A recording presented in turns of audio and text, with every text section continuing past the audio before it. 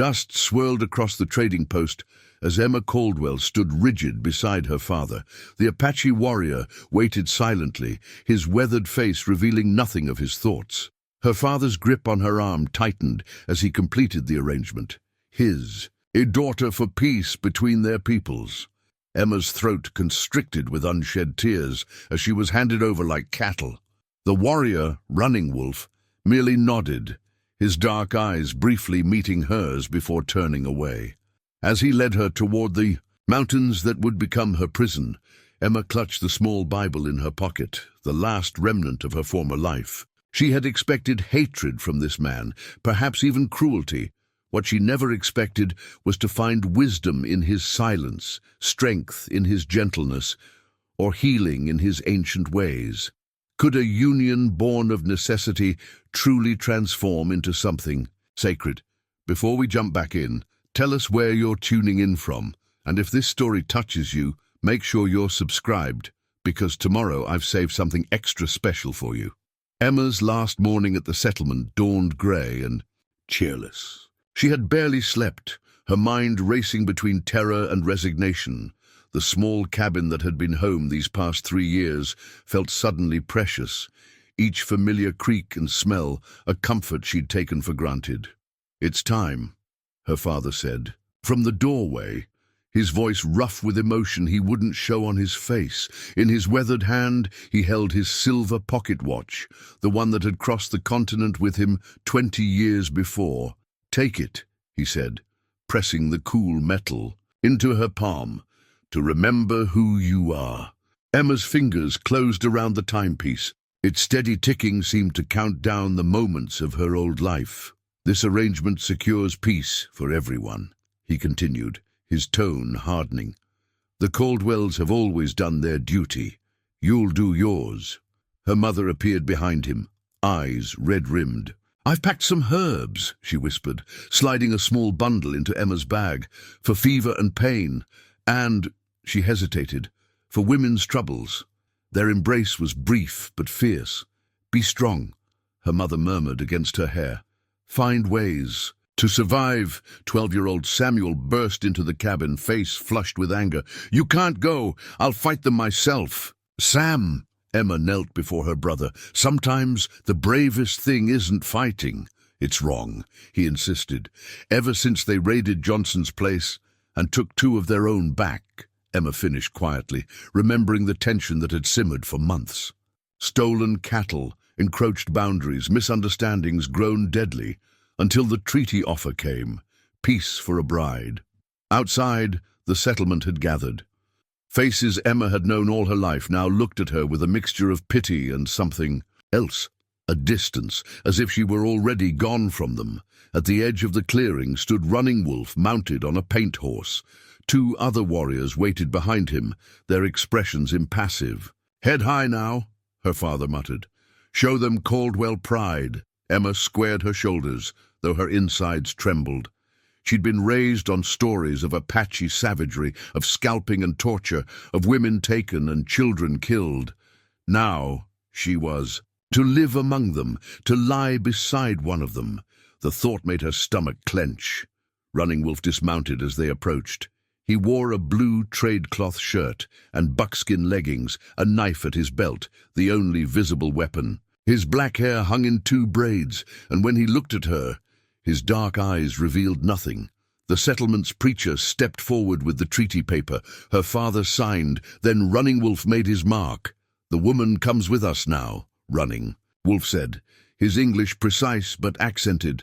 A horse was brought forward, a small mare with a gentle eye. Running Wolf gestured for Emma to mount, and when she struggled with her long skirt, he kept his gaze averted, allowing her this small dignity.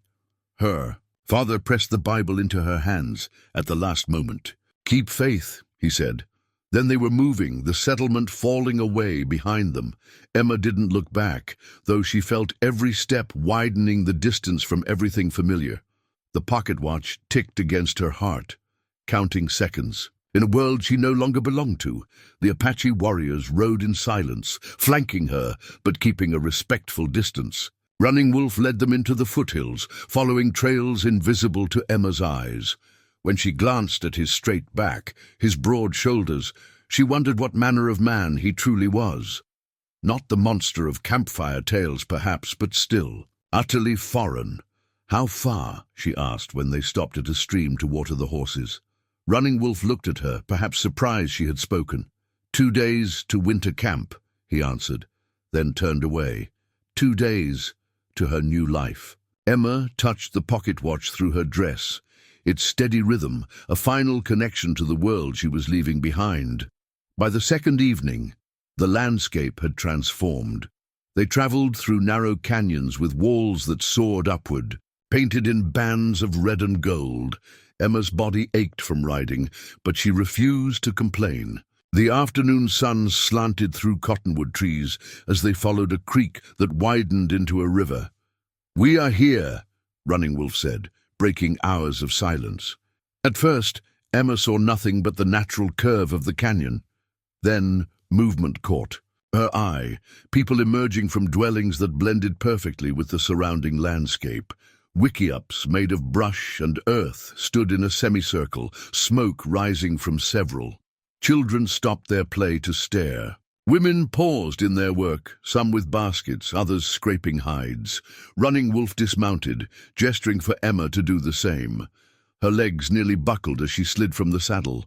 A group of men approached, one elderly man at their center. His face was deeply lined, his bearing dignified despite stooped shoulders. Words were exchanged in Apache, too rapid for Emma to follow. The elder studied her with eyes that missed nothing. She forced herself to meet his gaze, though her heart hammered against her ribs. "My father welcomes you," Running Wolf said. "He is chief here." Emma hadn't realized she was marrying the chief's son. This complicated matters in ways she couldn't yet understand. A woman approached, her silver-streaked hair pulled back severely, her expression unreadable. Running Wolf spoke to her, then said to Emma, "My mother."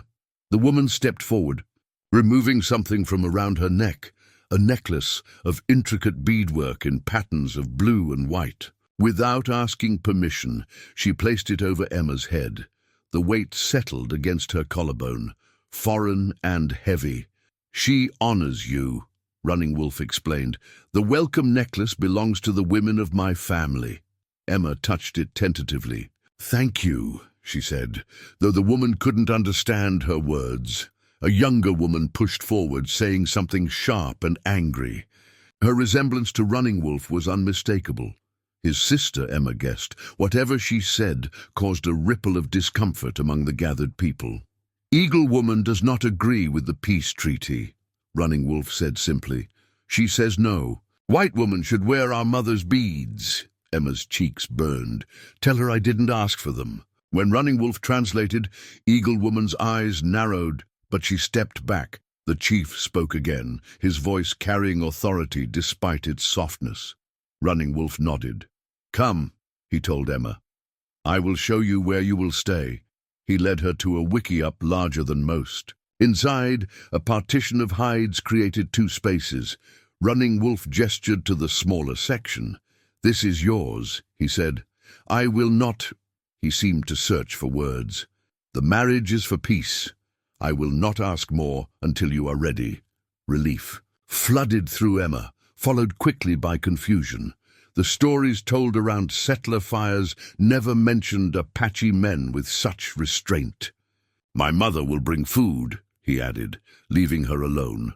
Emma sank onto the bed of soft hides, exhaustion overwhelming her. She took out her father's watch, but found no comfort in its ticking. In its place, her fingers found the welcome necklace. The beadwork was finer than any she'd seen, each tiny bead placed with precision and care. Later, Running Wolf's mother brought a clay bowl of stew, something with unfamiliar meat and herbs. The smell turned Emma's stomach, but she forced herself to take a few bites under the woman's watchful eye. When darkness fell, Emma heard the sounds of the village settling. Voices, a distant drum, the cry of a baby.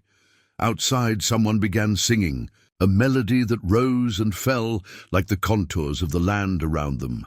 Emma lay awake, the beaded necklace still around her throat. In the partition beyond, she could hear Running Wolf's steady breathing. a stranger, an enemy, now her husband in name.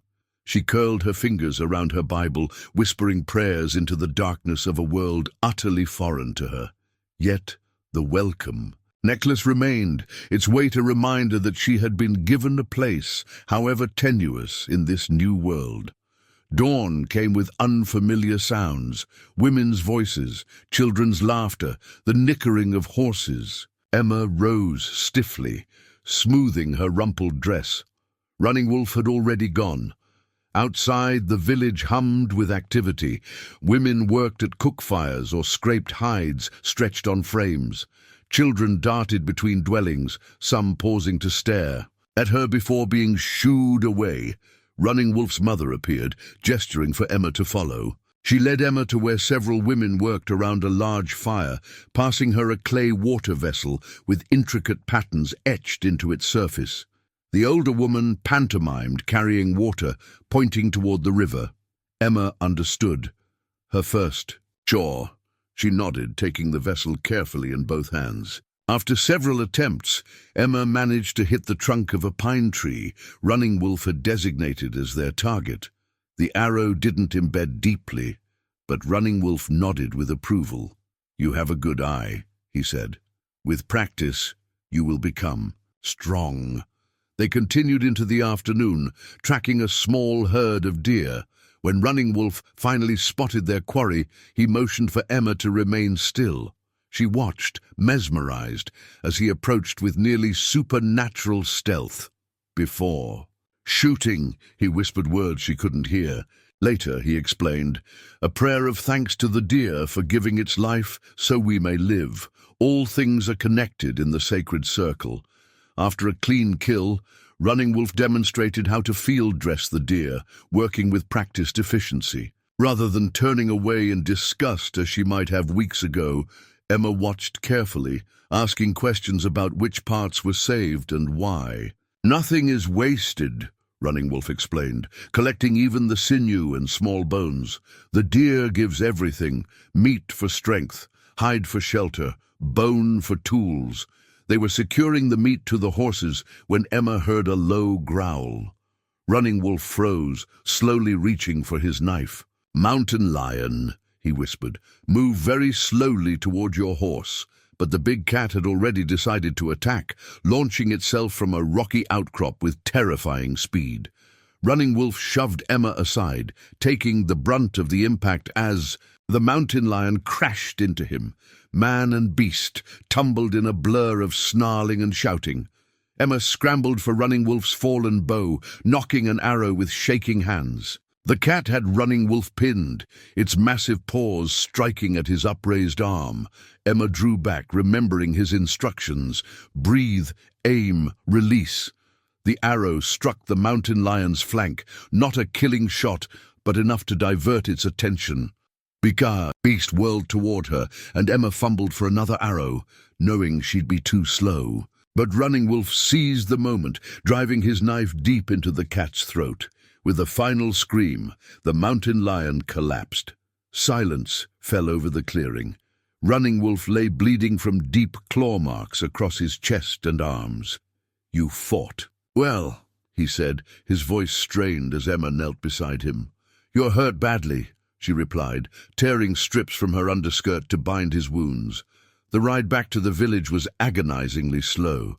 Emma supported Running Wolf as best she could, his blood seeping through the makeshift bandages. When they finally reached the canyon, women rushed forward at their approach. Running Wolf refused help dismounting, though he staggered as his feet hit the ground. Before the medicine woman led him away, he turned to Emma. "Tell them," he said, gesturing to the curious crowd, "that you saved the life of the chief's son." Then, quieter, so only she could hear, "and that you hunt as bravely as any Apache." That night, as the medicine woman tended Running Wolf's wounds, Emma sat outside, their dwelling, the small hunting bow across her knees. Eagle Woman approached, her expression unreadable. "My brother says you faced the mountain lion without fear," she said in halting English. Emma shook her head.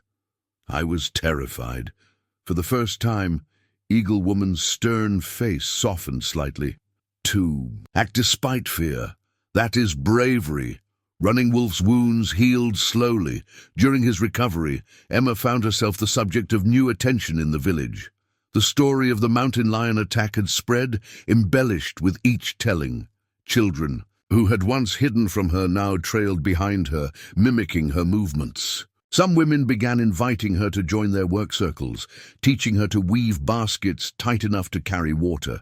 Only Black Bear remained openly hostile, his dark gaze following her movements around the village. Emma tried to ignore him, but his presence made her skin prickle with awareness. The morning she found a single war feather pushed into the earth before their dwelling, Emma knew something had changed. Running Wolf's expression darkened when she showed it to him. Black Bear, he confirmed, turning the feather in his fingers. A challenge. That evening, the tribal council gathered around the central fire. Emma sat beside Running Wolf's mother, watching as men arranged themselves in a circle. Running Wolf took his place beside his father, his recent injuries still evident in the stiffness of his movements.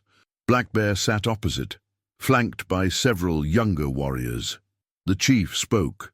First, his weathered voice carrying across the silent gathering. Running Wolf translated in low tones for Emma. "My father speaks of the peace treaty," he explained, "of the promises made between our people and yours." Black Bear interrupted, rising to his feet. His speech was passionate, punctuated by gestures. "Toward Emma, he says I have brought weakness into the tribe," Running Wolf translated, his jaw tight. "That taking a white woman dishonors my father's position. He says your people continue to encroach on hunting grounds despite the treaty." The chief raised his hand for silence, but Black Bear continued, his voice rising. Other warriors began, nodding, some calling out in agreement. "He challenges my right to succeed my father," Running Wolf said quietly. "Because of you." "What will happen?" Emma whispered. "The council will decide whether the peace holds, whether you stay." Emma felt a cold knot form in her stomach. She had just begun to find her place here. The thought of returning to the settlement as a failed peace treaty, or worse, the possibility of renewed violence, filled her with dread. Running Wolf rose then, his voice steady as he addressed the council. Though Emma couldn't understand his words, she heard confidence in his tone, saw it in the set of his shoulders.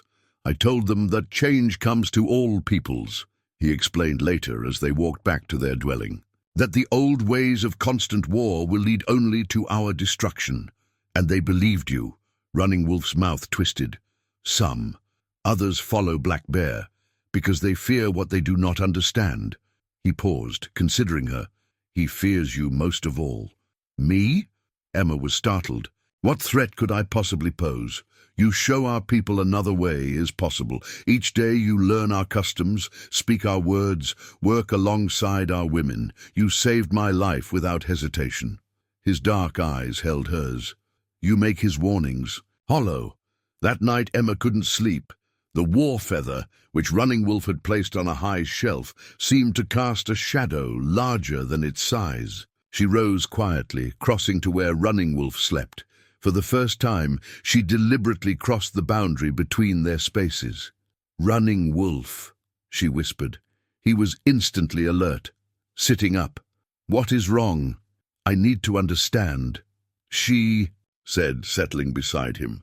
"Tell me about Black Bear. Why does he hate this peace so much?" Running Wolf was silent for a long moment. His family was killed by settlers when he was young.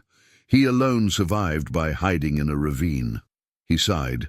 "His hatred is built on real pain, as is the hatred some of your people feel toward us. Yet, you chose peace. I choose a future where both our peoples might live," he corrected. "It is not the same as forgetting the past." Emma thought of her own family's stories, of Apache raids, of fear and retaliation.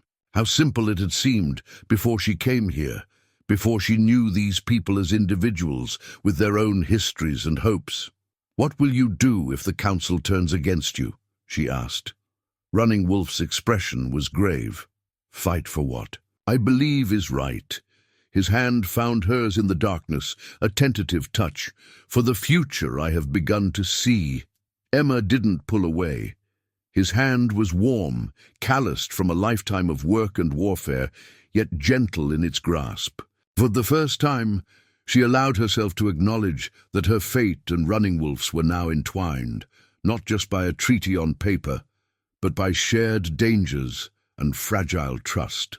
Shouts woke Emma before dawn. A woman's keening wail cut through the early morning stillness. Running Wolf was already pulling on his moccasins. "What's happening?" Emma asked, wrapping a shawl around her shoulders. "Tall Pine's son," he replied grimly. "Very sick." They hurried to a dwelling at the edge of the village. Inside, a young boy of perhaps 5 summers lay on a bed of furs, his small body convulsing with fever. His mother knelt beside him, terror etched on her face. The tribe's medicine woman, Singing Bird, was already there, burning herbs that filled the wickiup with pungent smoke.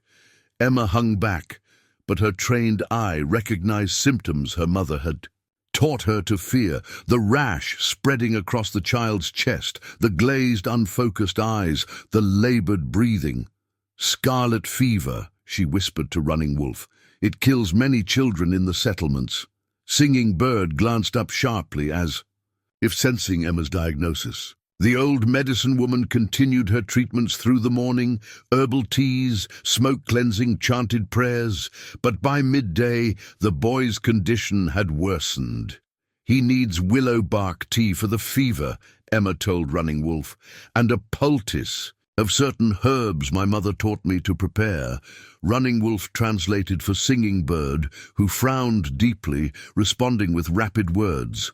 "She says her medicine worked for our people before white diseases came," Running Wolf explained.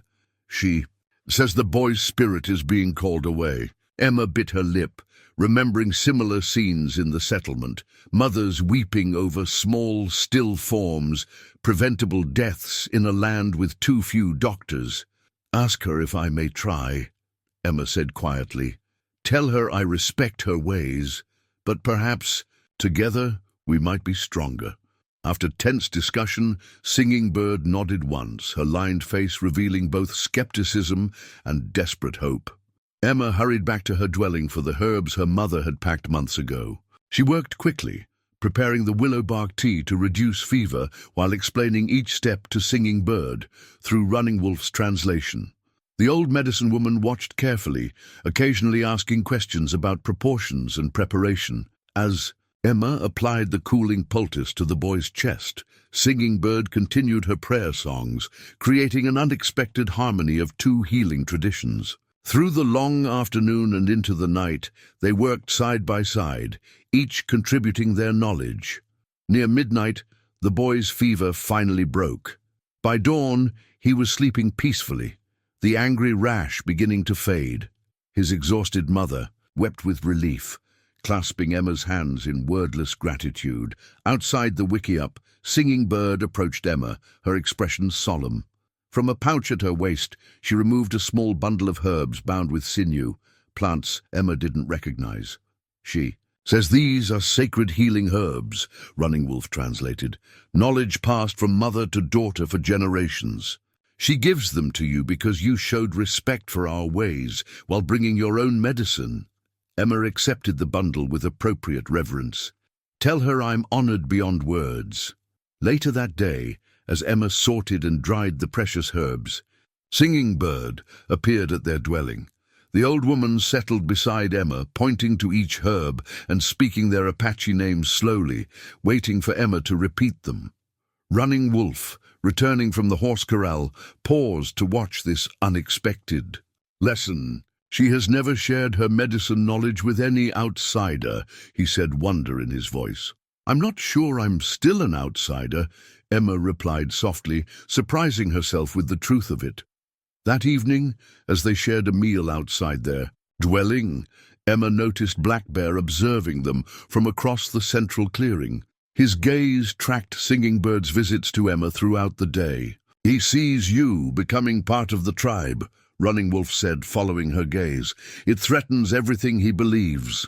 Will saving one child change his mind about me, about the peace?" Running Wolf shook his head. "Perhaps not his mind, but others." Watch today. They saw Apache and settler medicine work together to save a child both might have lost alone. He added more wood to their small fire. Seeds of change grow slowly, but they do grow. Later, as Emma prepared for sleep, she carefully placed Singing Bird's herb bundle in a special pouch alongside her mother's remedies. Two traditions, different yet compatible, now rested together like the two sides of her increasingly complicated heart. From the other side of the partition, Running Wolf spoke quietly. "You have a healer's spirit, Emma Caldwell. Your hands bring life, not death." In the darkness, Emma smiled. It was the first time he had called her by name. The messenger arrived at midday, a settler man Emma vaguely recognized from her former life. The village grew tense at his approach, warriors moving to intercept him, but the chief waved them back when he saw the white flag of truce. Running Wolf and his father met the messenger at the village edge. Emma watched from a distance, her heart racing. After months without word, this connection to her past life seemed suddenly strange, like a half-remembered dream. When Running Wolf beckoned her forward, Emma approached cautiously, conscious of curious eyes following her. The messenger, Parker she now remembered, stared at her tribal clothing, her sun-browned skin, the Apache-style braids in her hair. "Miss Caldwell," he said, tipping his hat, "your father sends his regards." From his saddlebag he produced several folded papers. "Letters from your family." Emma's hands trembled as she accepted them. The familiar handwriting, her father's precise script, her mother's flowing curves, even Samuel's clumsy letters, brought a surge of emotion she hadn't expected. The chief invited Parker to rest before his return journey. While Running Wolf and his father spoke with the messenger, Emma retreated to read her letters in private. Her father's letter was formal, inquiring after her health and reporting on settlement affairs. Between the lines, however, Emma sensed growing impatience. The arrangement was meant to give us time to strengthen our position. The militia now numbers 40 men, well armed. Certain parties grow restless with the current boundaries. If the Apache remain peaceful, so shall we. But know that our patience has limits. Her mother's letter carried family news and questions about her welfare, while Samuel's was filled with boyish enthusiasm about his new rifle and hunting exploits. Emma sat for a long time, letters spread before her, feeling the weight of two worlds pulling at her heart. When Running Wolf found her, she handed him her father's letter. "You should read this." His English reading was slow but improving. His expression darkened as he processed the veiled threats. "Your father speaks of peace while preparing for war," he said finally. "What did the messenger tell you?" Emma asked. "That new settlers arrive weekly, that they push against the boundaries we agreed upon." Running Wolf sighed. "That some young men talk of solving the Apache problem once and for all." Emma felt cold despite the warm day. "We must respond carefully." Running Wolf raised an eyebrow at "we," but nodded. "What would you say to your father?" "The truth," Emma replied. "That both sides benefit from peace. That understanding is growing slowly." She hesitated. "That I am well treated here." As Running Wolf prepared to meet again with the messenger, Emma touched his arm. "Let me come with you. Let him see me. Speak with me. Let him carry back word that I'm not a prisoner." The messenger's eyes widened when Emma joined the men, speaking Apache phrases comfortably, obviously unrestrained. "Your father will want to know if you wish to return," Parker said privately as he prepared to leave. "Tell him I remain here willingly," Emma replied, choosing her words carefully. "Tell him the peace benefits everyone and that more time is needed for trust to grow." Parker studied her. "You've changed, Miss Caldwell. The world is more complicated than I once believed," she answered. Simply, after the messenger departed, Running Wolf's father called a council meeting. Emma sat beside Running Wolf now, no longer relegated to the women's section, a sign of her evolving status that didn't go unnoticed. Black Bear predictably argued for strengthening defenses, preparing for the inevitable settler betrayal. Others counseled patience, maintaining the peace that had brought prosperity. When Emma was invited to speak, unprecedented for a woman, much less an outsider, Black Bear and his supporters walked out in protest. "My father's words are concerning," she admitted to the remaining council, "but I know him. He respects strength and honesty. If we appear fearful or aggressive, he will interpret it as weakness or hostility." Later, alone in their dwelling, running, Wolf helped Emma draft a response to her father. Their heads bent close together over the paper, his hand occasionally brushing hers as he suggested wording. "Your father threatened us," Running Wolf observed, "yet you defend him." Emma sighed. "He protects what he loves in the only way he knows, as do you. And you, Emma Caldwell, what do you protect now?" She met his gaze steadily. "Peace between our peoples. And, he prompted when she hesitated. "This place, these people." Her voice dropped. "You." Running Wolf's hand covered hers, warm and steady. "Then we are truly allied," he said softly, "beyond papers and treaties." Preparation for the harvest celebration consumed the village.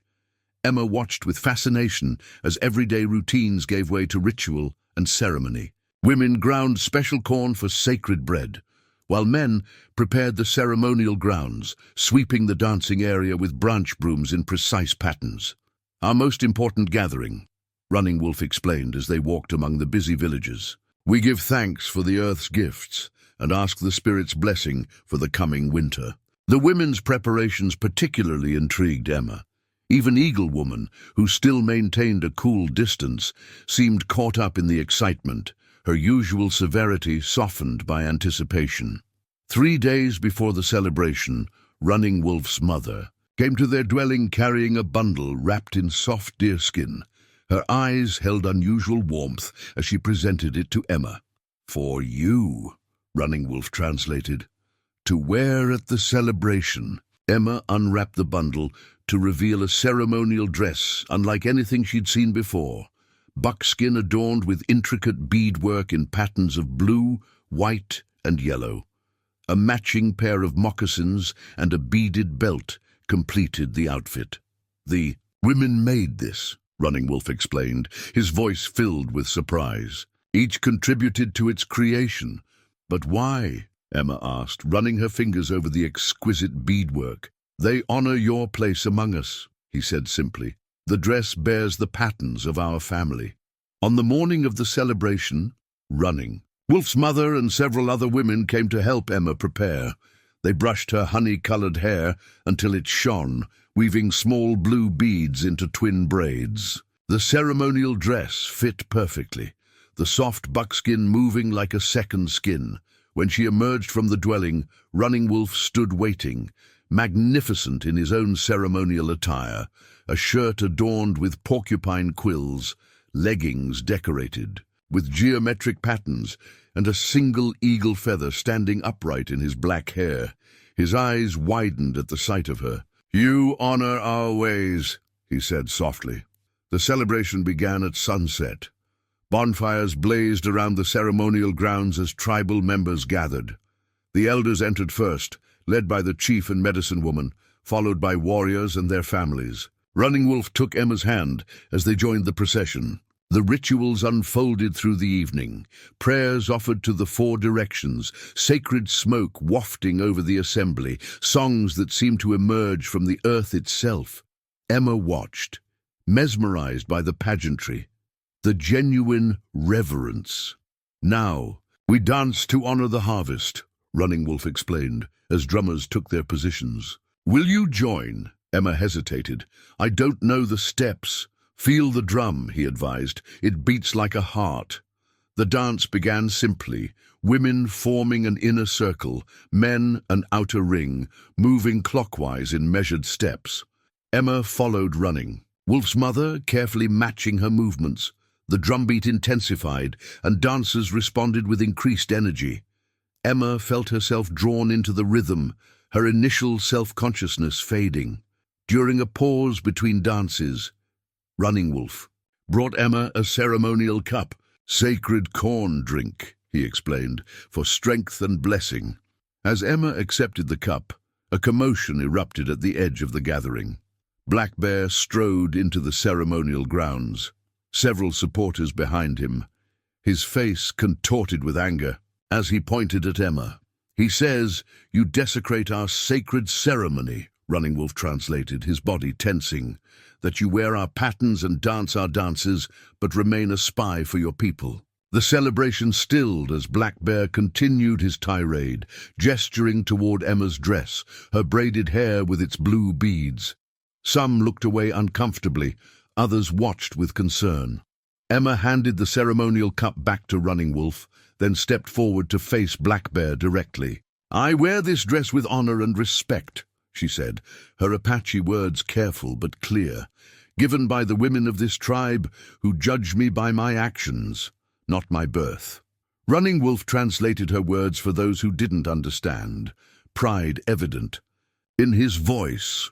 "I came here as part of a peace agreement," Emma continued, gaining confidence. "I stay because I have found truth and beauty in your ways. I dance to honor the spirits who bless all peoples, not just one." The chief rose from his place among the elders, speaking words that silenced Black Bear's protests. The medicine woman approached Emma, taking her hand and leading her back to the women's circle, a public affirmation of her acceptance. As the dancing resumed, Emma felt something shift within the tribe and within herself. She was neither fully Apache nor entirely settler anymore, but something new, standing in the space between worlds. Later, as the celebration continued under star-filled skies, Running Wolf found her. "You spoke well," he said, "with a warrior's heart." "Not a warrior," Emma corrected gently, "a peacemaker like you." Running Wolf's smile held a warmth that kindled something deep within her. "Perhaps that requires the greatest courage of all." First snow dusted the canyon rim, transforming the landscape overnight. Emma woke to a world of white and silence, her breath visible in the cold morning air. The sight brought a sudden, sharp longing for her family's cabin, for her mother's quilts, and the steady warmth of the cook stove. Winter preparations intensified throughout the village. Men brought in final hunting parties, while women preserved meat, gathered last medicinal plants, and reinforced dwellings against coming storms. Emma worked alongside Running Wolf's mother and the other women, learning winter skills foreign to her settler upbringing. "Your people prepare differently for cold moons?" Running Wolf asked, noticing her struggles with a particular technique for preserving berries. "We have permanent structures, stored supplies," Emma explained. "Root cellars, dug into the earth for keeping vegetables cold but unfrozen. Smokehouse for meats." Running Wolf considered this. "These might help us through harsh times. Will you show how they're built?" That afternoon, Emma sketched designs in the dirt, explaining root cellar construction. Several men gathered to watch, asking questions through Running Wolf. Even Black Bear observed from a distance, though he refused to participate. Later, Running Wolf began constructing a small version of the root cellar near their dwelling, adapting Emma's design to use available materials. Other tribal members soon followed his example. As temperatures fell, Running Wolf's mother invited Emma to join the women's sewing circle. They worked on winter clothing and bedding, including a special star-patterned quilt. Emma recognized it as a design similar to those her mother made, but with distinctively Apache color patterns and materials. "She combines your people's star pattern with our designs," Running Wolf explained as his mother laid out the pieces. "She says two traditions together make stronger protection against winter." Working on the quilt became a nightly ritual. Emma taught the women quilting techniques from her settlement days, while they showed her Apache beading and hideworking methods. The quilt grew under their collective hands, a tangible symbol of blended traditions. One evening, as snow fell heavily outside, Emma and Running Wolf sat by their fire. The usual partition between their sleeping areas had gradually become less defined, though they maintained proper distance. "Did you ever imagine living this way?" Running Wolf asked, watching her sew by firelight. Emma considered the question. "I never imagined living among the Apache at all. In the settlement, we told stories." She hesitated. "Stories of our savagery." He finished for her, no judgment in his tone. "Yes," she admitted, "just as I'm sure your people tell stories about settlers." Running Wolf nodded. "Of greed for land, of broken promises, both containing truth, yet incomplete," Emma said softly. "Like seeing only half the star pattern," Running Wolf agreed, gesturing toward the quilt. The conversation shifted to childhood memories, Running Wolf describing his first successful hunt at age 10, Emma recalling picking blackberries with her mother in Virginia before moving west. The sharing felt intimate, precious. "We had a neighbor, Mrs. Abernathy, who made blackberry cobbler every summer," Emma recalled, smiling at the memory. "She claimed it could cure any ailment of body or spirit." "My grandmother believed the same about pine nut soup," Running Wolf replied, his own smile warming his usually solemn features. These evening talks became their custom as winter deepened. They exchanged stories, beliefs, fragments of their separate pasts. Sometimes Running Wolf taught Emma Apache words for things unique to their culture. Sometimes Emma read aloud from her Bible, translating stories into concepts Running Wolf could understand. Black Bear's warnings continued through the winter council meetings. The unusually harsh weather, he claimed, was the spirit's displeasure at the tribe's acceptance of the white woman and her ways. "Some listened to him," Running Wolf admitted one night. "Fear makes people seek simple answers." "Is he right about the winter?" Emma asked, watching ice patterns form on the dwelling's small smoke hole. "Is it worse than usual?" "It comes in cycles," Running Wolf explained. "My grandfather spoke of winters where snow reached a tall man's chest. This one grows harsh, but not yet the worst I've seen." Emma added wood to their fire. "In the settlement, difficult winters often brought people closer, neighbors helping neighbors. Here too," Running Wolf said, "though Black Bear uses it to divide." That night, Emma dreamed of standing between two worlds, the settlement and the Apache village, while snow fell around her. In the dream, she reached out, trying to draw the two worlds closer together, but they remained stubbornly apart. She woke to find the star quilt completed and laid over her by Running Wolf's mother in the night. Its weight was comforting, the blended pattern beautiful in the grey winter light. Two traditions woven together, creating something stronger than either alone. The elders sensed the blizzard's approach before any visible signs appeared. "The air feels wrong," Running Wolf's grandmother declared at daybreak, her rheumy eyes scanning the clear sky. By mid-morning, the tribal council had ordered emergency preparations, extra firewood gathered, water containers filled, dwellings reinforced. "We need more medicinal herbs before the storm," Running Wolf told Emma. "The last patches grow in a sheltered canyon to the north." They set out on horseback, traveling swiftly along ridge trails.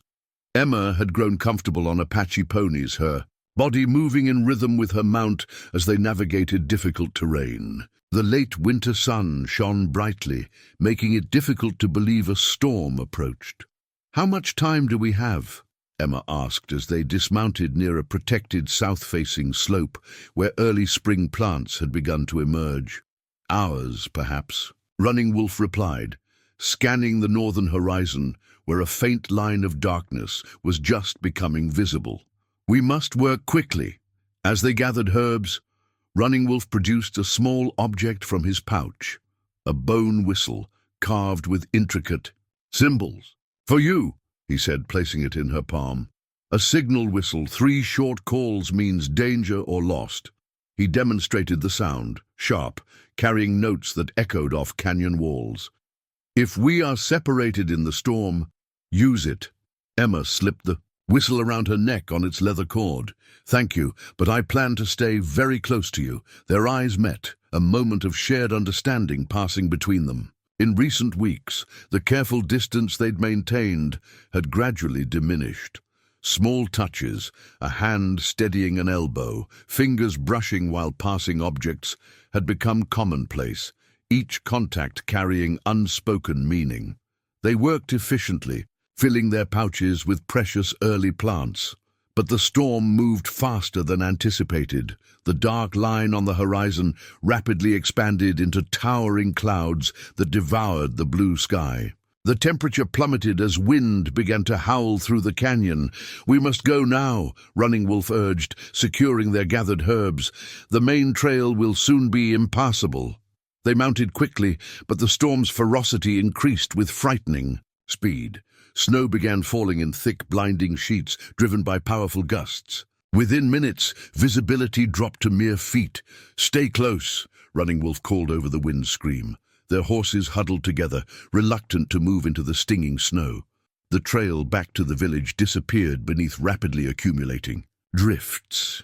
Running Wolf dismounted to lead his pony, searching for familiar landmarks, now obscured by white. Emma followed, the cold penetrating her layers of clothing, her face numbing despite the scarf wrapped around it. "We cannot reach the village in this," Running Wolf finally admitted, his voice barely audible above the storm. "We must find shelter until it passes." He led them toward a rock formation Emma could barely discern through the whiteout.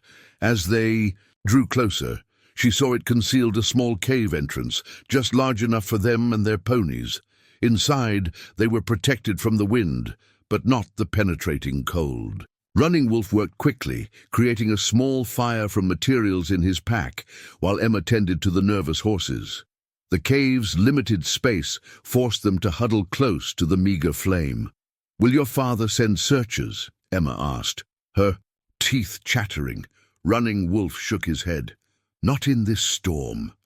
They would become lost themselves." He wrapped the star quilt around her shoulders. "We must wait it out." As darkness fell, the temperature dropped further. They fed the fire sparingly, conserving their limited fuel. When Emma continued shivering despite the quilt, Running Wolf hesitated only briefly before sitting behind her, drawing her back against his chest, sharing his body heat. "In extreme cold, our people sleep close together for warmth," he explained, his breath warm against her ear. "It is practical, not improper." Emma relaxed against him, too cold to maintain pretense. "I stopped worrying about settler propriety months ago. Through the long night, they talked to stay awake, to keep the creeping cold at bay. Conversations that had begun during winter evenings deepened as the storm raged outside their shelter. "I was so angry when my father first brought me to the trading post," Emma confessed. "I hated him for treating me like property to be traded." "And me?" Running Wolf asked quietly. "Did you hate me as well?" Emma considered this. "I feared you. Then I resented you." She turned slightly to see his face in the firelight. Now, he prompted when she fell silent. "Now I cannot imagine my life without you in it," she whispered. His arms tightened around her.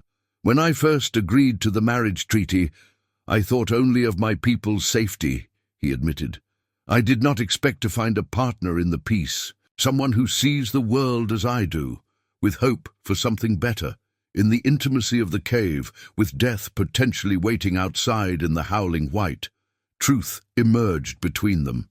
Feelings long growing but never acknowledged aloud. "If we survive this," Running Wolf said, his voice low and intense, "I would make our marriage real, not just on paper between our peoples, but in our hearts, if you wish it." Emma turned fully in his arms, finding his face in the dying firelight. "I wish it now," she said simply, and lifted her face to his. The village welcomed them back with relief when the blizzard finally subsided. Running Wolf's father embraced his son while his mother fussed over Emma, tutting at her wind-burned cheeks. Something had changed between Emma and Running Wolf, a new easiness, shared glances that communicated without words. If others noticed, they made no comment.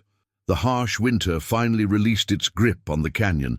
As snow melted and new growth emerged, the tribe's activities shifted outdoors once more. Emma found herself fully integrated into daily life, her skills valued, her opinions sought. Even Eagle Woman had developed a grudging respect for her, evidenced by invitations to join hunting parties traditionally reserved for Apache women. One mild evening, as most of the tribe gathered around community fires, a sentry's warning cry shattered the peaceful scene. Warriors leapt to their feet, reaching for weapons, as women hurried children toward shelter. "Navajo raiders!" The call spread through the village. From the North Ridge, Running Wolf grabbed his bow and shield, the latter painted with protective symbols and reinforced with rawhide. "Stay with the women and children," he told Emma urgently. But chaos erupted before she could respond. Mounted warriors swept into the village, their war cries piercing the twilight. They wore different paint, different clothing than the Apache, enemies, taking advantage of winter's end to raid for horses and supplies. Emma found herself pulled into the women's defensive circle. Apache men formed the outer perimeter, meeting the attack with disciplined resistance.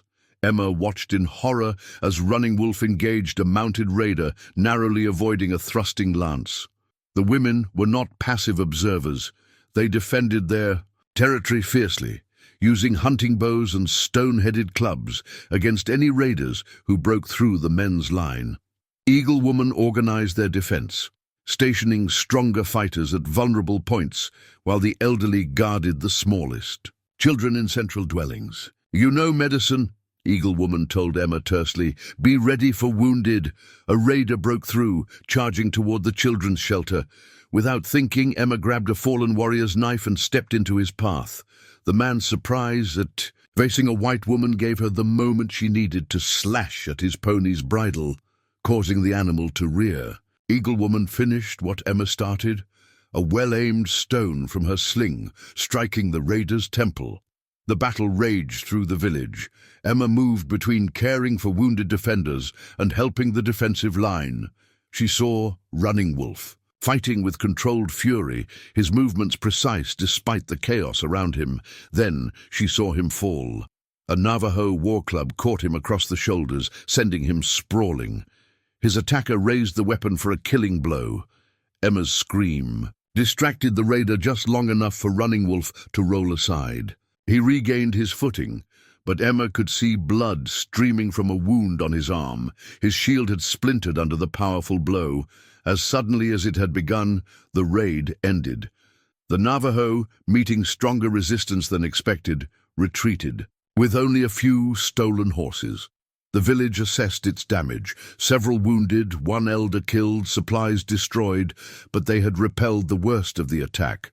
Emma worked through the night alongside Singing Bird, treating wounds with a combination of Apache remedies and settler medicine. Running Wolf's injury required careful cleaning and stitching, a deep gash that would leave another scar among many on his body. "You fight well for a peace woman," he said, as she bandaged his arm. His voice strained, but his eyes warm. "I protected what matters to me," she replied simply. The following days brought the tribe together in shared recovery. Emma noticed that Black Bear, who had fought bravely during the raid, now included her when discussing village defenses. He'd seen her courage, her commitment to the tribe's safety. One afternoon, Emma found Running Wolf attempting to repair his damaged shield, his injured arm making the work difficult. "Let me help," she offered, sitting beside him. He showed her how to soak the rawhide binding, how to repair the wooden frame, how to reinforce the grip. Together, they restored the shield, their hands working in tandem among my people. "Running," Wolf said as they completed the work. "A wife often helps prepare her husband's weapons and shields. It is considered powerful medicine, her protection going with him into battle." Emma ran her fingers over the shield's surface. "Then consider yourself well protected," she said softly. That evening, the chief called a council meeting. Unlike previous gatherings, Emma was invited to sit with the tribal leaders, not as an outsider, but as a valued member of the community. "The raid has shown us something important," the chief declared, his weathered voice carrying authority. "When threatened, We fought as one people, Apache and—" he nodded toward Emma, "our new daughter. Our enemies do not distinguish between us. Neither should we among ourselves." Black Bear spoke next, surprising everyone. "I have seen Yellow Hair risk herself for our children. She has earned her place at our fires." Though not exactly warm, his words marked a significant concession. Running Wolf's hand found Emma's, their fingers intertwining openly for the first time before the tribe. "We are stronger together than apart," he said, his words carrying meaning beyond the recent battle. "This is the future of our people." Spring brought renewal to the canyon. Wildflowers carpeting slopes, trees budding with fresh green, streams swollen with melting snow. The Apache celebrated with traditional ceremonies, giving thanks for surviving winter's trials. Emma participated, fully now, no longer an outsider, but a recognized member of the tribe. Her relationship with Running Wolf had deepened in ways both public and private. They shared the dwelling as true partners, the partition between their spaces long since removed. In council meetings they sat together, their united voice strengthening the case for continued peace with the settlers. The peace was about to be tested. Sentries reported a large group approaching, a dozen mounted men flying a white flag of truce. Running Wolf and his father prepared to meet them at the designated council grounds outside the village. "I should come with you," Emma said, adjusting Running Wolf's ceremonial vest. "If they're from the settlement, they will see you as one of us now," Running Wolf cautioned. "Your appearance, your ways—" Emma touched the knife at her belt, an Apache woman's knife earned during the Navajo raid. "Good. They should understand I've made my choice." The delegation waited at the flat expanse of ground where previous treaties had been negotiated. Emma's heart stuttered when she recognized her father at its head, older looking than she remembered, his face weathered by the months since she'd seen him. His eyes widened at the sight of her, dressed in Apache clothing, her hair in tribal braids adorned with beads, moving confidently alongside the chief and his son. "Emma," he said, his voice revealing complex emotions. "Father," she replied evenly. "You're welcome to speak with the chief." The formalities of the meeting proceeded. According to both cultures' protocols, the sharing of food, exchange of symbolic gifts, ritual words of peace. Then her father produced a document from his saddlebag. "We've come with new terms," he announced. "The settlement has grown. We need additional lands for farming, specifically the Eastern Valley and water rights to the river fork." Running Wolf's father listened impassively as Emma translated, adding the nuances her father's blunt speech lacked. The Eastern Valley was prime hunting ground for the Apache, the river fork essential for their crops. "These were not the boundaries we agreed upon," the chief responded through Emma. "The sacred grounds of our ancestors lie in that valley." Her father's expression hardened. "Circumstances change. More settlers arrive every month. The territorial governor has authorized expansion." While the leaders spoke, Emma noticed her younger brother Samuel among the delegation. No longer a boy, but a young man of 14, he watched her with curious eyes rather than the hostility shown by the others. When the formal council broke for a meal, her father requested to speak with her privately. Running Wolf hesitated, but agreed, his trust in Emma evident. "You've gone native," her father said bluntly when they were alone. "I've found my place," Emma corrected. "These are good people, father." "They're savages who've bewitched you," he insisted. "Your mother cries for you. Samuel asks for his sister. It's time to come home." Emma met his gaze steadily. "I am home. Running Wolf is my husband now, truly, not just on paper." Her father's face flushed with anger. "You choose these people. Over your own blood? I choose peace between peoples who need not be enemies," Emma replied. "The terms you're proposing will destroy that peace. The Eastern Valley is crucial to Apache survival." "Then they'll have to adapt or perish," her father said coldly. "Progress doesn't wait for superstition about ancestral grounds." "And if they refuse your terms?" His hand rested meaningfully on his pistol. "We're 40 armed men now, with military support from the fort. This time we came to talk. Next time may be different." Emma felt cold, despite the spring sunshine.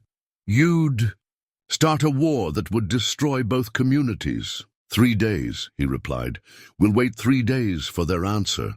His expression softened slightly. "And for you to come to your senses." When Emma rejoined the council, she translated her father's ultimatum. Running Wolf's face remained impassive, but she felt the tension in his body beside her. That evening, as tribal leaders debated their options, Samuel slipped away from the settler camp to find Emma. "They're not just talking," he warned, glancing nervously around the village edge where they met. "Father's got the militia ready. Some men wanted to attack without warning, but he insisted on trying negotiation first, for your sake." Emma grasped her brother's arm. "Sam, help me convince him." "He won't listen," Samuel interrupted. "But I've missed you, Em, and—" he hesitated. "I've watched the Apache, too. They're not what the stories say." That night, as Running Wolf and Emma lay beneath the star quilt, she told him everything.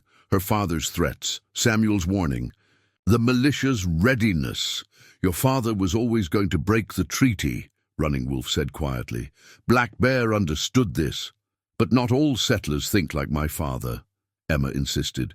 "Some want peace. We need a different solution, one neither side has considered yet."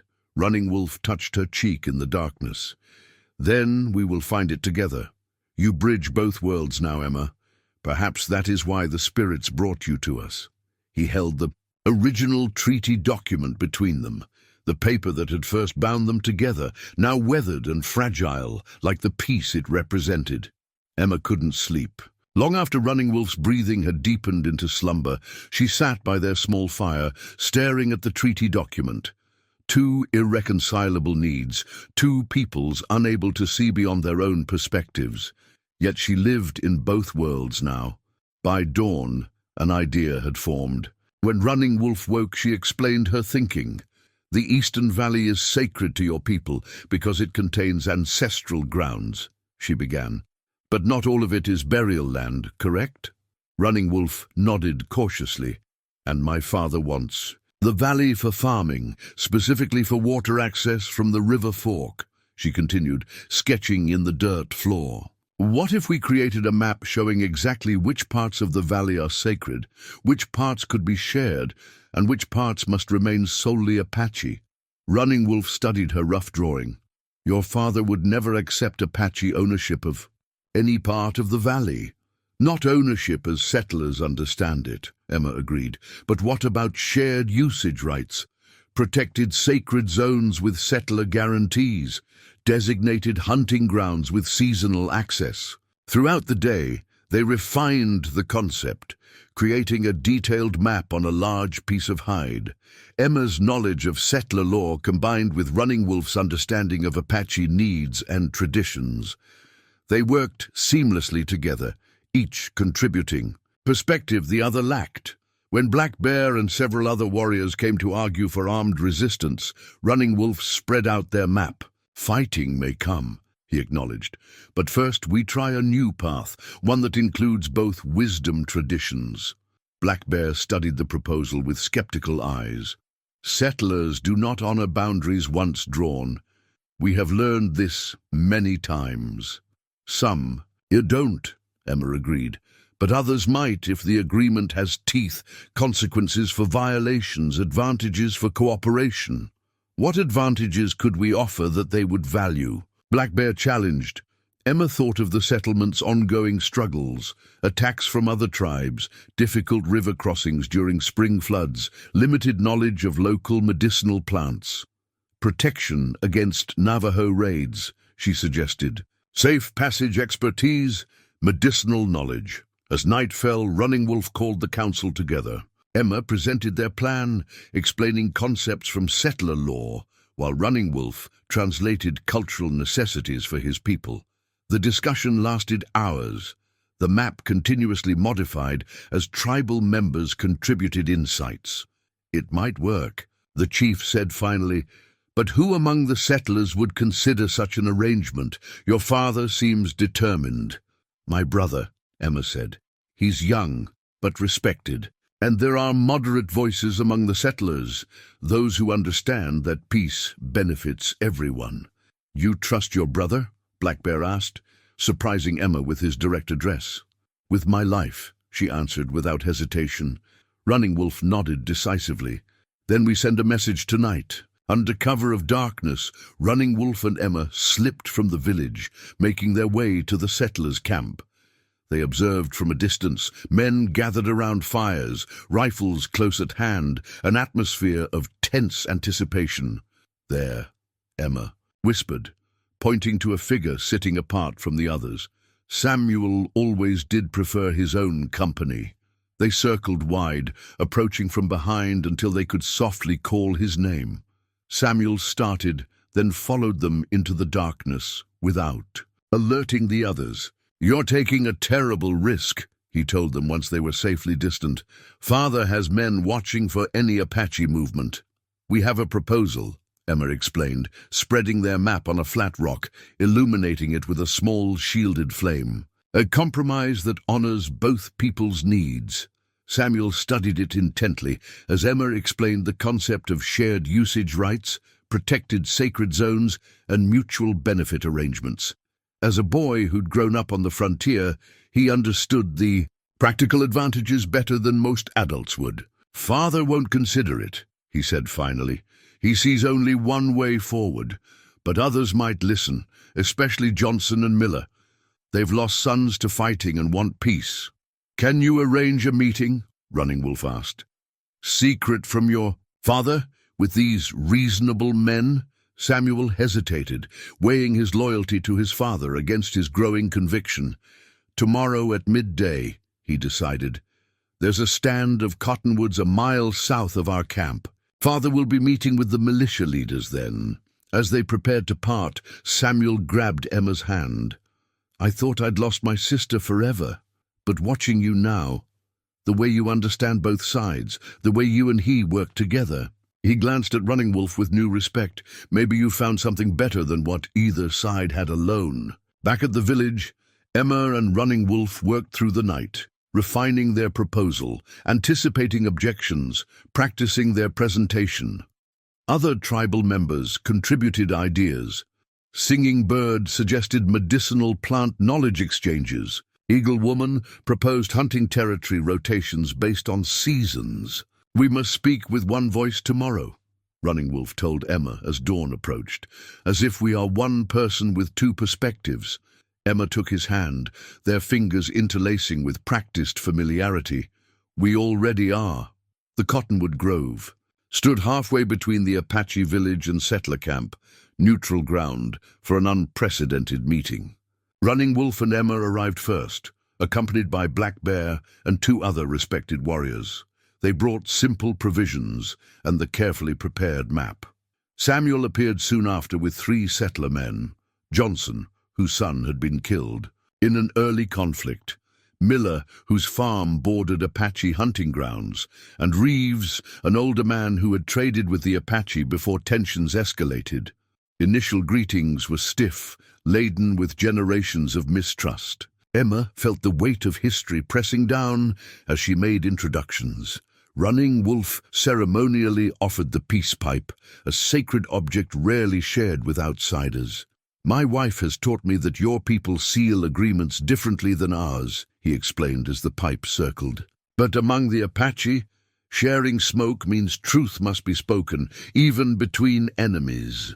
Johnson's weathered face registered surprise at Running Wolf's eloquent English. Emma had coached him for days, knowing that the settlers' respect would hinge partly on communication. We've come to listen, Miller said cautiously. Samuel says you have an idea that might prevent bloodshed. Emma spread their map on a flat rock at the center of the gathering.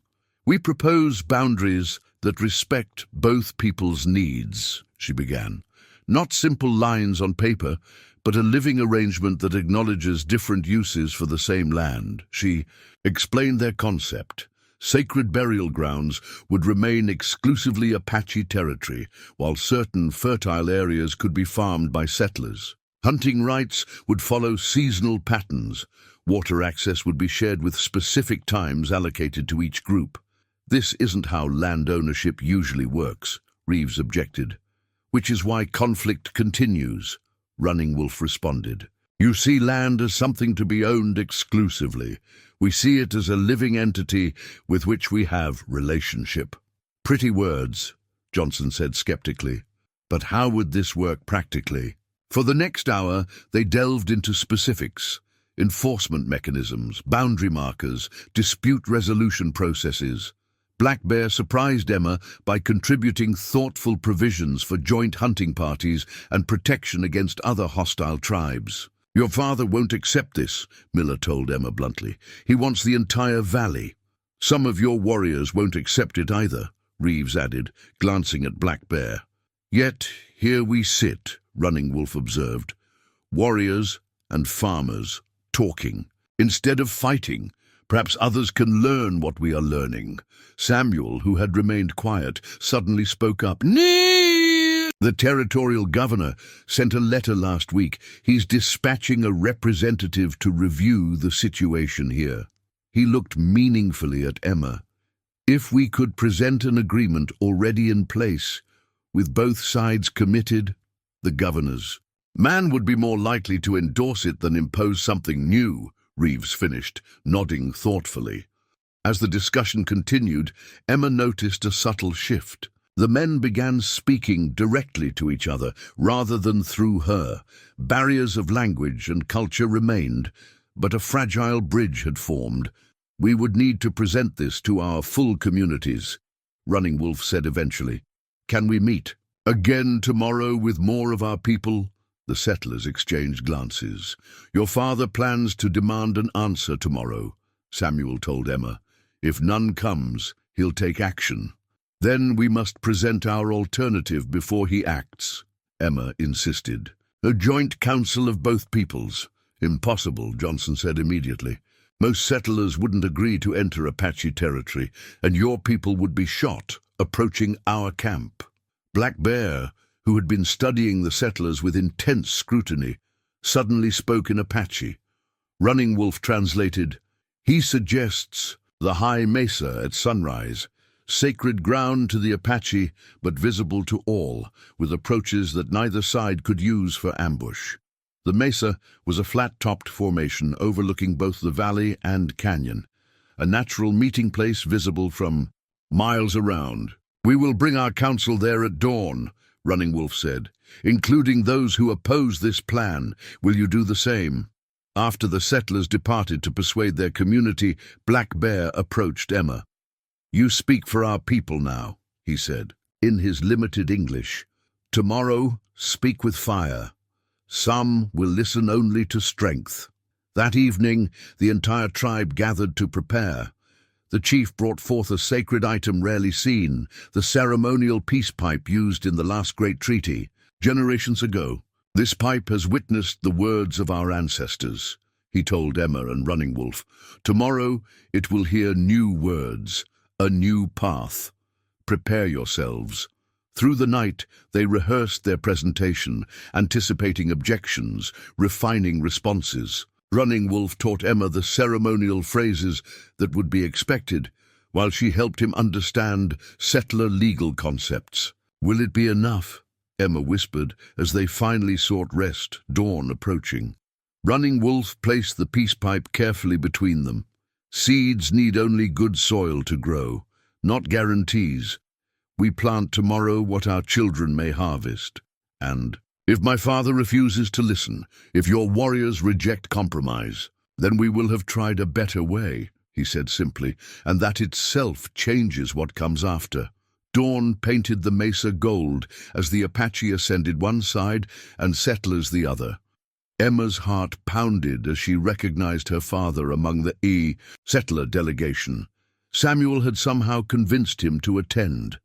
Running Wolf carried the ceremonial peace pipe, while the chief led their procession with dignified steps. The two groups formed a circle on the mesa top, settling onto blankets spread. on the rocky ground.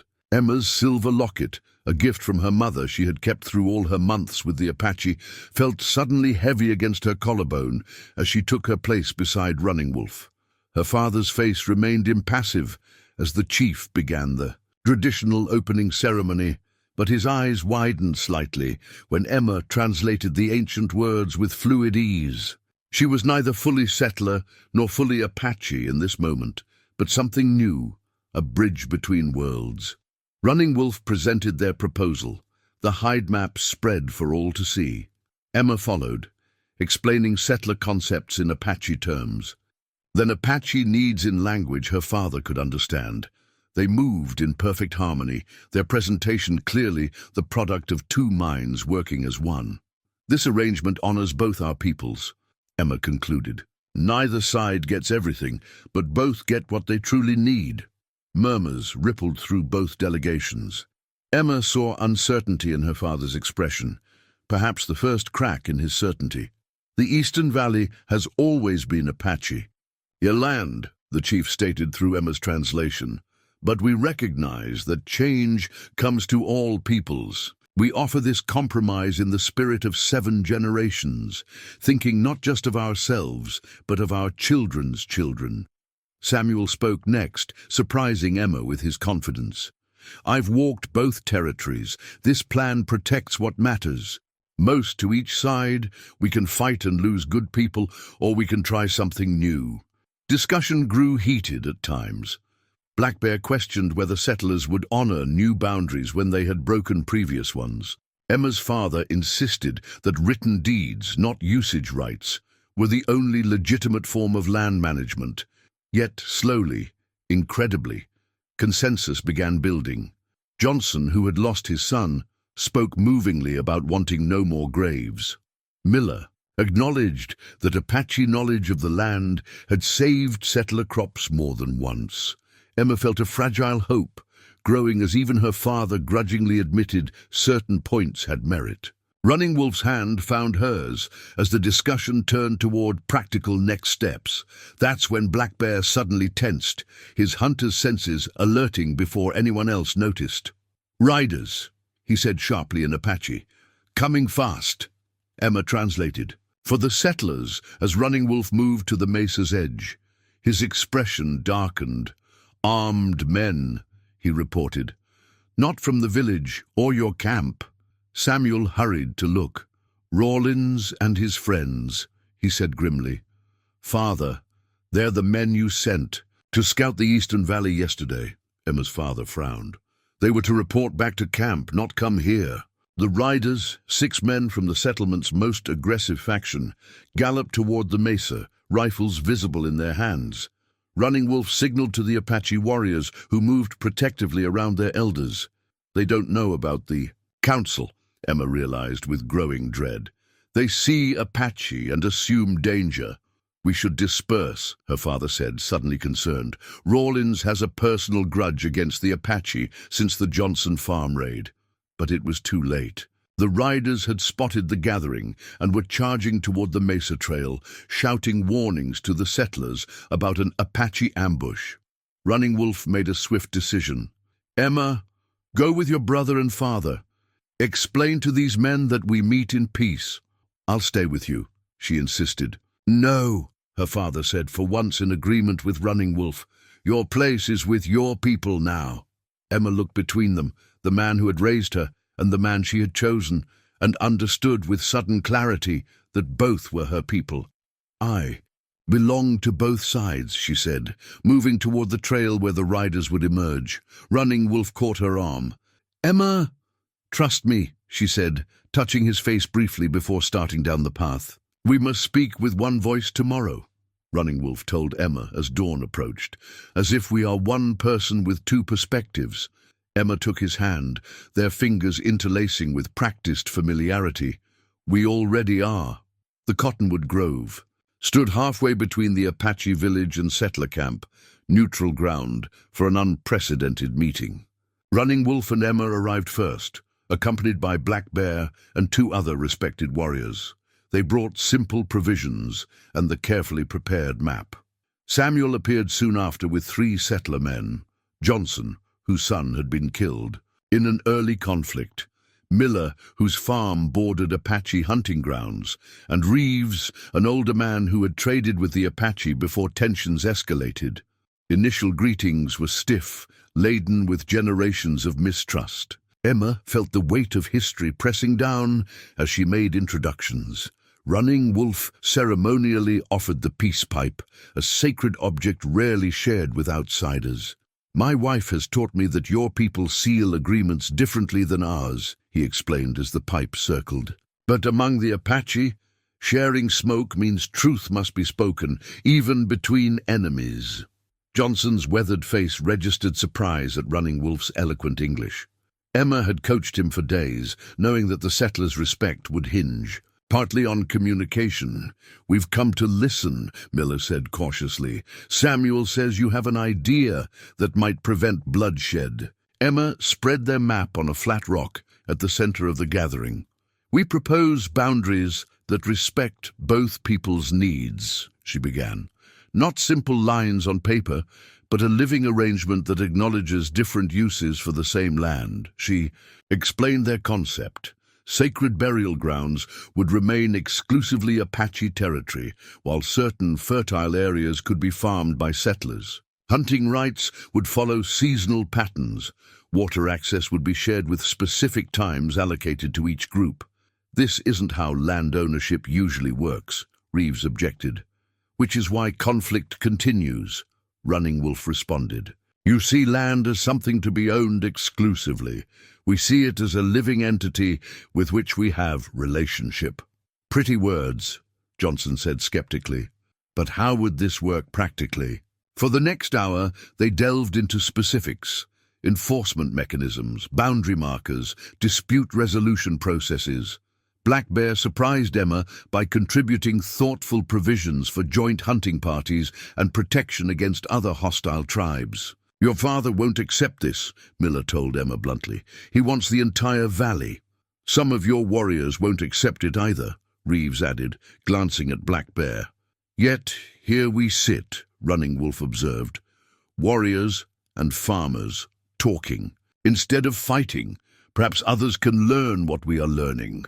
Samuel, who had remained quiet, suddenly spoke up. "Nee!" "The territorial governor sent a letter last week. He's dispatching a representative to review the situation here." He looked meaningfully at Emma. "If we could present an agreement already in place, with both sides committed," the governor's man would be more likely to endorse it than impose something new, Reeves finished, nodding thoughtfully.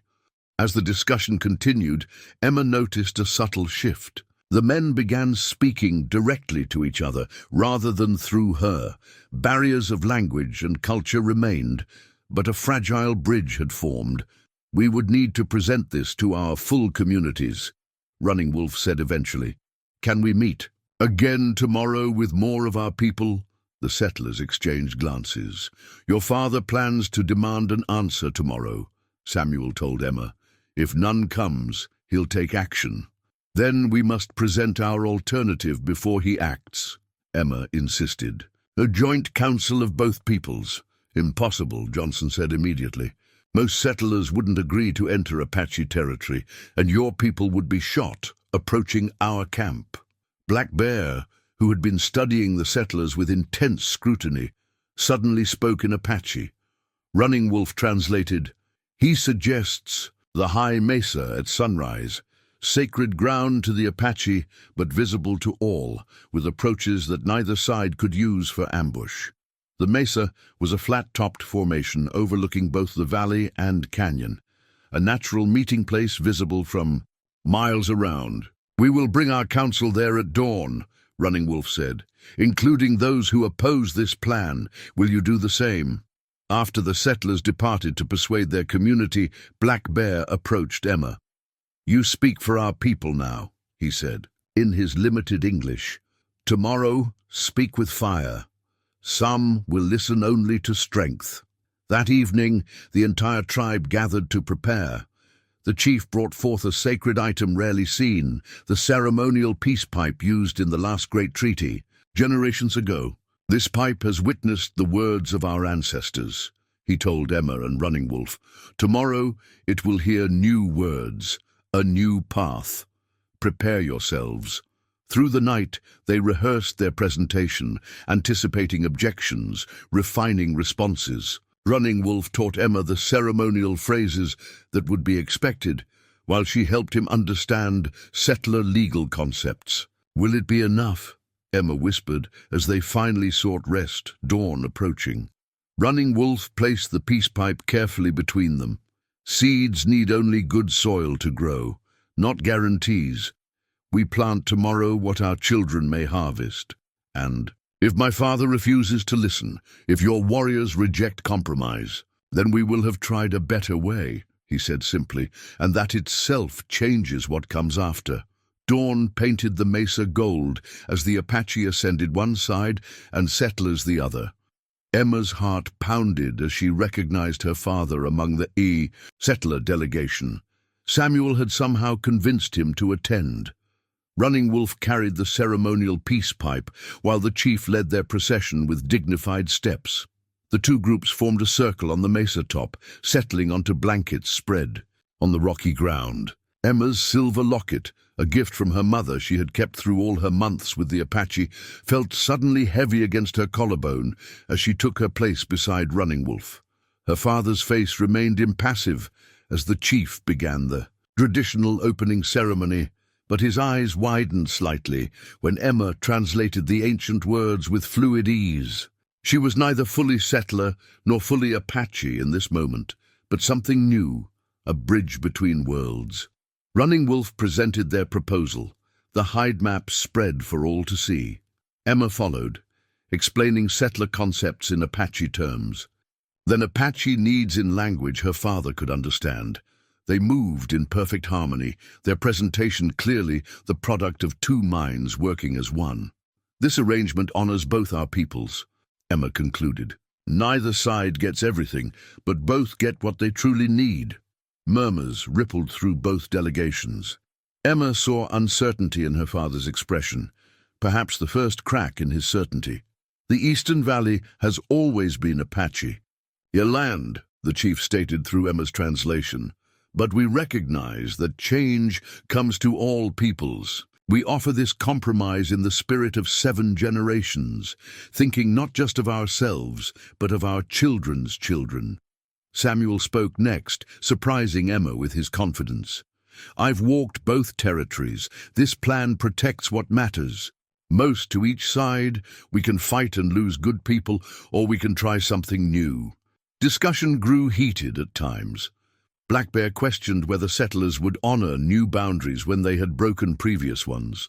Emma's father insisted that written deeds, not usage rights, were the only legitimate form of land management. Yet slowly, incredibly, consensus began building. Johnson, who had lost his son, spoke movingly about wanting no more graves. Miller acknowledged that Apache knowledge of the land had saved settler crops more than once. Emma felt a fragile hope, growing as even her father grudgingly admitted certain points had merit. Running Wolf's hand found hers as the discussion turned toward practical next steps. That's when Black Bear suddenly tensed, his hunter's senses alerting before anyone else noticed. "Riders," he said sharply in Apache. "Coming fast."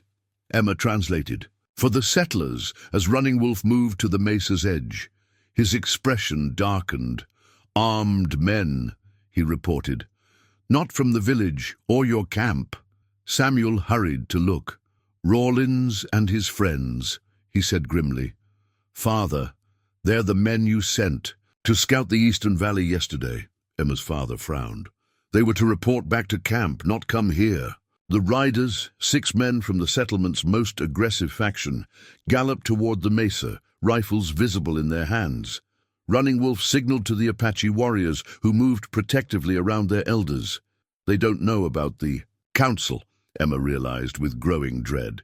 "They see Apache and assume danger."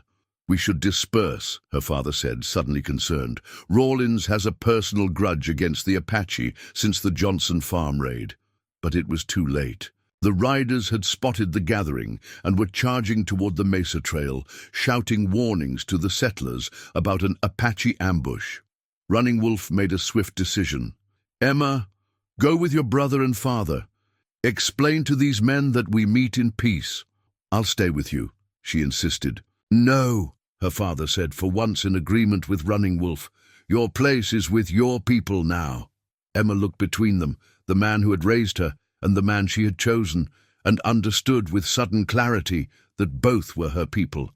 "I belong to both sides," she said, moving toward the trail where the riders would emerge. Running Wolf caught her arm.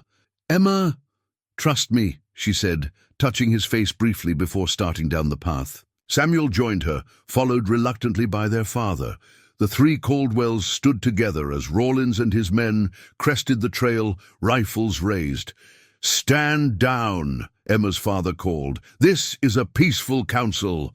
But Rawlins had built his hatred for months, fueled by rumors and fear. He saw only Apache warriors on the mesa behind the Caldwells.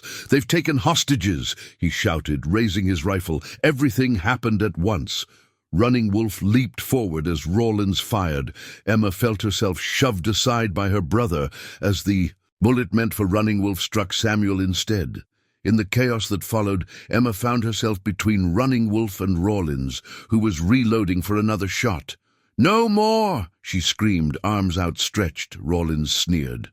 "Apache whore," he spat, and aimed his rifle at her heart. Running Wolf's movement was a blur as he lunged to protect Emma. The shot rang out. Emma's scream tore through the morning air as Running Wolf staggered, blood blooming across his chest. She caught him as he fell, her locket pressing between them, soon slick with his blood. Spring blossoms covered the canyon in a riot of color as Emma sat beside Running Wolf outside their dwelling. 3 months had passed since the confrontation on the mesa, months of healing, negotiation, and profound change. "The last frost has passed," Running Wolf observed, his hand resting lightly on his chest where the bullet had nearly taken his life. "The Eastern Valley planting can begin." Emma nodded, watching children play nearby, Apache and settler children together, learning each other's games under Eagle Woman's watchful eye. "Samuel says the settler families are ready. The irrigation channels are complete."